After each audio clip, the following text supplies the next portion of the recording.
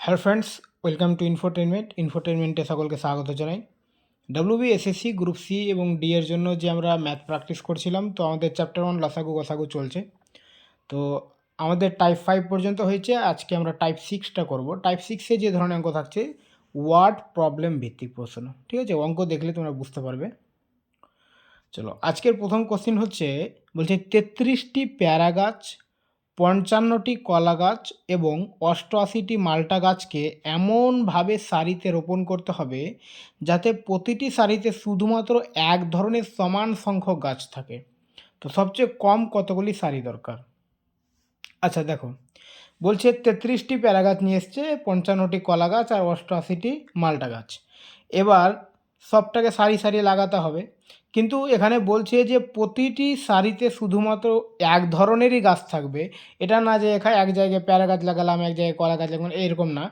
একটা সারিতে এক ধরনের গাছ থাকবে এবং সমান সংখ্যক গাছ থাকবে, ঠিক আছে? তো সবচেয়ে কম কতগুলি সারি দরকার? তো প্রথমত এই সংখ্যাগুলোর আমাদের গসাগু ভাবতে হবে, ঠিক আছে? তো 33, 55 আর 88 এদের গসাগু হবে 11। কেমন করে? 11 এমন একটা সংখ্যা যে এখানে দেখো 33কেও ভাগ করা যাবে, 55কেও ভাগ করা যাবে, 88কেও ভাগ করা যাবে। ইজি সংখ্যা, বুঝতে পারছো? তো যদি আমরা 11 গসাগু পাই, তো আমরা ধরে নিব যে প্রত্যেকটি সারিতে 11টি করেই গাছ লাগাবো। এবার আমি প্রথম সারিতে পেয়ারা গাছ লাগাবো, ঠিক আছে? চলো, পেয়ারা গাছকে 33টি পেয়ারা গাছ আছে, তো আমি প্রথম সারিতে এইভাবে লাগালাম 11টি, দ্বিতীয় সারিতে লাগাবো 11টি, তৃতীয় সারিতে লাগাবো 11টি গাছ, ঠিক আছে? তাহলে গাছ লাগানো আমার 33টা কমপ্লিট হয়ে গেল। ঠিক একই রকমভাবে 55টি কলা গাছ আছে, তো কটা সারি হবে? 11টা করে লাগাবো। প্রত্যেক সারিতে যেহেতু সমান সংখ্যক থাকবে, এখানে 11টা করে লাগিয়েছি, কলা গাছগুলো 11টা করেই লাগাবো। তো আমার এখানে কটা সারি হবে? 5টা সারি হবে, 5 11 55। আর মাল্টা গাছ যখন লাগাতে যাব, তো 8টা সারি হবে টোটাল, ঠিক আছে? 11টা করে 8টা সারি, ঠিক আছে? তাহলে টোটাল কটা সারি হবে? এখানে 3টা সারি, এখানে 5টা সারি, 5 3 8, আর এখানে 8টা সারি, ঠিক আছে? তো 8 আর 16, তো টোটাল সারি হবে 16টি। ওকে, মানে প্রত্যেকটি সারিতে 11টি করে গাছ বসবে। তাহলে প্যারা গাছ 3টি, 3টি সারি হচ্ছে, কলা গাছের 5টি সারি হচ্ছে, মাল্টা গাছের 8টি সারি হচ্ছে, টোটাল 16টি সারি হচ্ছে। আশা করি বুঝতে পেরেছ। চলো, সর্বাধিক কতজন ছাত্রের মধ্যে 1003টি চকলেট এবং 2703টি ক্যান্ডি সমান ভাগে ভাগ করা যেতে পারে যাতে প্রতিটি ছাত্র সমান সংখ্যক চকলেট ও ক্যান্ডি পায়? আচ্ছা, কি বলছে যে 1003টি চকলেট আছে আর 2703টি ক্যান্ডি আছে। এবার সবাইকে সমান সমান দিতে হবে এবং এখানে প্রতিটি ছাত্র সমান সংখ্যক চকলেট ও ক্যান্ডি পাবে, ঠিক আছে? তো এই ধরনের অঙ্ক যখন দেখব, আমরা এই দুটো সংখ্যার গসাগু বের করব। এবার সংখ্যাগুলো তো দেখতে পাচ্ছ এখানে অনেকটা বড় বড় সংখ্যা। গসাগু বের করতে কীভাবে শিখিয়েছিলাম এর আগে টাইপগুলোতে, যে দুটো ডিফারেন্স বের করতে হবে। ডিফারেন্সটা যদি যেটার গুণিতক হবে ওটাই ওর গসাগু, ঠিক আছে? দেখো, 2703 থেকে যদি 1003 বাদ দিই, তাহলে 3 থেকে 3 বাদ 0, 0 থেকে 0 বাদ 0, 7 থেকে 0 বাদ 7, 2 থেকে 1 বাদ 1, 1700। আর 1700 কার গুণিতক? 17-র গুণিতক। অপশান সি হচ্ছে অ্যান্সার, ঠিক আছে? তাহলে প্রতিটি ছাত্র 17টি করে চকলেট ও ক্যান্ডি পাবে। ওকে, 3টি পৃথক ক্রসিংয়ে ট্রাফিক লাইট যথাক্রমে প্রতি 30 সেকেন্ড, 40 সেকেন্ড এবং 60 সেকেন্ড পর পর পরিবর্তন হয়।